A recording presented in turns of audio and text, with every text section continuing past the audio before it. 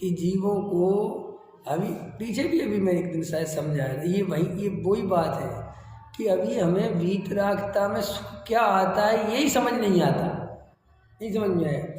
एक आदमी शांति से बैठा है और वो कोई राग देश नहीं कर रहा, एक जगह बैठा है, तो तुम कैसे मानोगे सुखी? मैं तुमसे पूछता हूँ। आप और हम इतनी चर्चा करते हैं, सुनते हैं, समझते हैं, लेकिन मैं ही आपसे पूछता हूँ, कोई आदमी शांति से, अभी छोड़ो सिद्ध भगवान और छोड़ो तुम मुनिराज, कोई आदमी शांति से घर में बैठा है, ठीक, एक अपना कमरे में शांत होकर बैठा है, न राग करता है न द्वेष करता है, बिल्कुल, तुम उसे सुखी मानोगे? ये सुखी है? मान ही नहीं सकते, क्योंकि हमें ये व्यक्ति सुखी है ये बात समझ में नहीं आती। हाँ, वही व्यक्ति नग्न दिगंबर साधु हो जाए और उसको दुनिया पूजने लगे, उसको नमस्कार होने लगे, उसका नाम हो जाए, उसकी ख्याति हो जाए, उसके पीछे लाखों की जनता दौड़े, तो तुम्हें लगेगा इसलिए।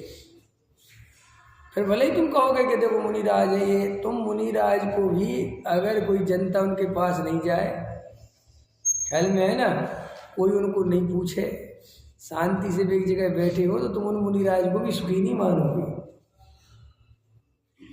अभी हम इस स्थिति में हैं। ये टोडामल जी ने, मैं समझता हूँ, कितना गहरा चिंतन किया होगा ये बात समझने के लिए और समझाने के लिए। जब उनने मोक्ष तत्व का अन्यथा स्वरूप लिख रहे होंगे, ये सातों तत्वों का, तब मोक्ष का अन्यथा स्वरूप क्या टोडामल जी साहब का रहा होगा चिंतन, कि भाई स्वर्ग का सुख और मोक्ष का सुख एक मानता है। ख्याल में है ना? ये बात जितनी अभी आपको कितनी समझ में आ रही, नहीं समझ में आ रही, लेकिन आप इसका घर पे जाके चिंतन करना तो आपको समझ में आएगा कि ये क्या बात कह रहे हैं। अभी अपन वीतरागी को सुखी नहीं मानते, ये तुम भगवान को सुखी मुखी मानते हो ना, इनकी पूजा करते हो, ये तुम अभी लिखेंगे, टोडामल जी बोलेंगे, आगे बोलेंगे कि तुम किस आधार से मानते हो, अभी लिखेंगे। ख्याल में है ना? वो देखो क्या लिखा, अभी पढ़ ही देता हूँ पहले।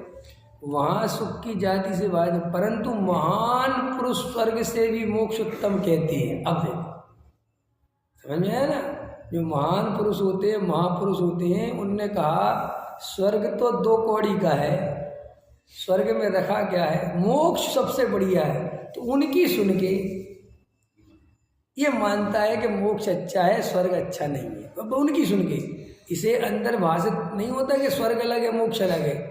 ये तो महापुरुषों ने कहा कि स्वर्ग तो चार गतियों में आता है, संसारी है, और मोक्ष बहुत गजब की चीज़ है, मोक्ष से लौट के कभी नहीं आते। तो बस उस स्वर्ग की तरफ से मोक्ष की तरफ बोलने लगा, लेकिन उसे अंतरंग में मोक्ष क्या चीज़ है ये हमें भाषित नहीं होती, और अभी भी नहीं होती। देखो भाई, मोक्ष का सुख क्या है, मैं आपसे ही पूछता हूँ, क्या है मोक्ष का सुख? किसे कहते हैं मोक्ष? जहाँ राग देश ना हो मोक्ष, तो तुम अभी मोक्ष का सुख ले सकते हो कभी, इसी समय राग देश छोड़ो। हम कह रहे आधा घंटा को छोड़ो, आधा घंटा को उनको राग देश छोड़ दो, पूरी दुनिया छोड़ दो, कोई मतलब नहीं कि दुनिया से आधा घंटा के लिए तो कर सकते हो ना, कोई मतलब ही नहीं हमें, हम है ही नहीं, ना कोई अच्छा है ना कोई बुरा है, जो कुछ है सब ठीक है। आधा घंटा करके देखो, हो जाएगा ना, ये मोक्ष का सुख है। यही तो मोक्ष में होता है। अब यहाँ आधा घंटा हुआ और मोक्ष में सदा काल होता रहेगा, बस इतनी सी बात है। लेकिन हम आपसे कह रहे हैं, हम सब लोग मोक्ष के सुख को पहचानते नहीं, इसलिए मोक्ष की सुख की झलक मिले भी तो हमें पता नहीं चलता कि क्या है, हम उसको दुख मानते हैं। मैंने कहा ना, आज के समय ऐसा आ गया है, कोई आदमी शांत रहे, आज की जो चकाचौंध है देख लेना, जाके एनालिसिस कर लेना, आज का आदमी कोई शांत रहे, ज़्यादा नहीं बोले और अपना चुपचाप बैठा रहता हो, लोग उसे बीमार समझेंगे, उसे कहेंगे इसे डिप्रेशन की बीमारी हो गई, पूरे घर वाले उसका इलाज कराने लग जाएंगे कि क्या हो गया, कि बिल्कुल चुपचाप रहते, स्वाध्याय करते रहते हो, बस अपने चुप चुप, जो किसी कुछ बोलते ही नहीं, जितनी बात पूछो उससे भी कम उत्तर देते हैं। तो कोई कहे कि इनको बीमारी थोड़ी हुई, तो बहुत बढ़िया आनंद में है। अरे काहे के आनंद में, अंत समझ में, काहे के आनंद में है, क्या आनंद है? अरे तो भाई आत्मा का अनुभव है, काहे का आत्मा का अनुभव है? क्योंकि हमें आत्मा के आनंद के नाम पे पता क्या दिखता है कि कोई व्यक्ति आत्मा के आनंद में चला जाए तो उसको पूरी देश दुनिया में नाम होना चाहिए। ये हम ये भी जोड़ते हैं, सम्यक दृष्टि पूरे जगत में प्रसिद्ध होना चाहिए, सम्यक दृष्टि ऐसा होना चाहिए, वैसा होना चाहिए, सम्यक दृष्टि बोले तो हजारों की लाइन लग जाए, सम्यक दृष्टि घर में सोने की वर्षा हो जाए, ये हम सम्यक दृष्टि का लक्षण मानते हैं। मैं आपसे कहूँ कि मैं सम्यक दृष्टि हूँ, मान के चलो, तो आप तुरंत मेरी तरफ गौर से क्या चीज़ें देखोगे? ये सम्यक दृष्टि है। मैंने कहता नाम तो है नहीं, कुछ है तो है नहीं, ना तो कोई वैसे त्याग व्रत विशेष नहीं है। पहले तो त्याग व्रत से जोड़ोगे, और त्याग व्रत से जोड़ने के बाद दुनिया से जोड़ोगे कि कितना नाम है, कितनी ख्याति है, क्या है, क्या यही हमारे। और हम क्या कहते हैं, अब शांति से कोई सम्यक दृष्टि है, सीधा साधा आदमी, तो मानोगे ही नहीं। अभी तुम्हें सिद्ध भगवान मिल जाए, अनंत भगवान मिल जाए, तो मिलते नहीं है, मिल जाए ना सिद्ध भगवान, तो तुम सिद्ध भगवान को सिद्ध भगवान नहीं मानोगे, कहोगे खाए सिद्ध भगवान कि यहीं बैठे कि दिखते तो है नहीं, यहीं है भैया, मूर्ति है वो तो दिखते थोड़ी, ख्याल में अच्छा सिद्ध भगवान दिखते हैं। मान के चलो सिद्ध भगवान तो अभी सिद्धालय में उठा के भेज दूँ मैं यहाँ से, तुम्हें सिद्ध भगवान दिखेंगे? नहीं दिखेंगे। और तुम सिद्ध भगवान के ऊपर बैठोगे, समझ में आए? क्योंकि ऊपर वो दिखते तो है नहीं, और सिद्धालय में तुम्हें बैठा दो तो सब जगह सिद्ध सिद्ध भगवान है, तुम उनके बीच में खड़े रहोगे और तुम्हें एक सिद्ध भगवान नहीं दिखेगा। और मैं कहता हूँ तुम्हें सिद्ध भगवान दिख जाए, तो सिद्ध भगवान दिख जाए, मान के चलो शरीर वाले सिद्ध भगवान दिख जाए, और बैठे हो तो शांत हो, आँख बंद करे बैठे, कुछ नहीं। अब क्या सुख हो रहा, ख्याल में आएगी नहीं है? क्योंकि हमें जितना भी सुख समझ में आता है वो सामग्री से समझ में आता है। हमें ऐसे सुख समझ में नहीं आता कि यार कोई व्यक्ति ऐसा भी सुखी हो सकता है।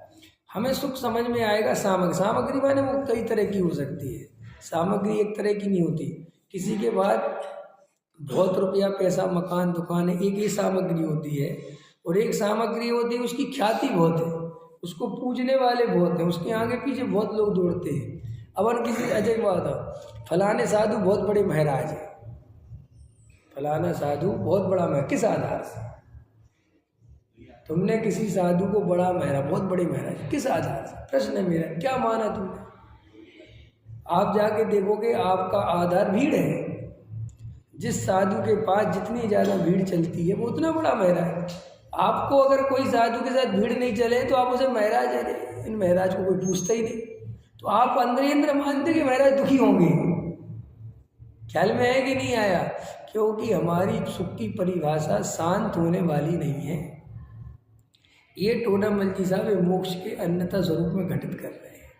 कितनी बड़ी बात उन्होंने लिखी कि तुझे अभी मोक्ष का सुख क्या है ये कुछ पता ही नहीं है। इसलिए हम और आप देख लेना, आदमी मोक्ष का पुरुषार्थ नहीं समझता, स्वर्ग का पुरुषार्थ जल्दी समझ जाता है। क्योंकि स्वर्ग के पुरुषार्थ में स्वर्ग के सुख भी समझ में आता, मोक्ष का सुख समझ में तो आता नहीं। हवा में बोलते, मैं आपसे पूछूं अभी स्वर्ग जाना है कि मोक्ष? आप बोलोगे मोक्ष, लेकिन आप जो मोक्ष बोलोगे वो आपका नहीं है, वो आपका मोक्ष देखा देखी मोक्ष चाहिए आपको, लेकिन स्वर्ग आपको खुद चाहिए। स्वर्ग आपका खुद है, क्योंकि स्वर्ग की जानकारी आपकी ठीक है। स्वर्ग से आप परिचित हो। स्वर्ग से कैसे परिचित हैं कि स्वर्ग में जो जो बातें जो जो सुख हैं उनको तुम जानते हो। स्त्री का सुख जानते हो, वहाँ 32 स्त्रियाँ मिलेंगी, तो ये सुख परिचित है ना तुम्हारे। तुम यहाँ भोजन पानी हो, वहाँ कंठ से अमृत झर जाता है, मज़ेदार। ख्याल में बढ़िया बढ़िया कपड़े पहनने को मिलते हैं, कहीं भी चले जाओ, जब मन करे नंदी सोदीप चले जाओ, जब मन करे शिखर जी चले जाओ, जब मन करे, ऐसा तो हम चाहते हैं, फिर ऐसा स्वर्गों में होता है। अपन स्वर्ग का सुख पहचानते हैं और स्वर्ग जाना चाहते हैं। जो अपन मोक्ष जाना चाहते हैं, जो बोलते हैं, ये अपन परंपरा से बोलते हैं। इसलिए कई लोग पंचम काल में मोक्ष नहीं होता इस बात से वे बहुत कम दुखी हैं। वे इस बात से बहुत ज़्यादा दुखी हो जाते अगर लिखा होता कि स्वर्ग नहीं होता। ख्याल में है ना? वे तो बहुत अच्छे से कहते पहले स्वर्ग जाएंगे बाद में मोक्ष जाएंगे। पहले तो आदमी को कहाँ जाना है? ख्याल में मोक्ष जाना ही नहीं किसी को, स्वर्ग जाना है तो स्वर्ग। तो वो टोडामल जी साहब कह रहे हैं कि ये मोक्ष का सुख पहचानता नहीं है और अभी भी अपन राग देश के बिना। आप शांत होकर बैठ के देखो, आप शांत होकर क्यों नहीं बैठ पाते पता? क्योंकि आपको भी मन में डाउट होता है कि यार ये क्या हो रहा है, मैं क्या करूं। सारी दुनिया दौड़ रही है, सब काम पे जा रहे हैं, धंधे पे जा रहे हैं, पैसा कमा रहे हैं, मंदिर में पूजा चल रही है, सब बढ़िया पाठ चल रहा है, समाज इधर से उधर हो रहा है, लोग क्या से क्या कर रहे हैं, किसी के लड़के की शादी हो रही, किसी का कुछ हो रहा, और मैं घर में शांति से बैठूं, ये क्या मतलब है?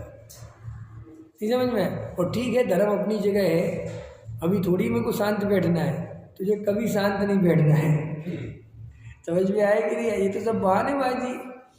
सम्यक दृष्टि उसे ही तो कहते हैं जिसे मोक्ष की प्रक्रिया पूरी समझ में आ गई, भले ही वो अभी चल नहीं रहा, समझ पूरी आ गई कि मोक्ष में जाना कैसे और मोक्ष क्या है।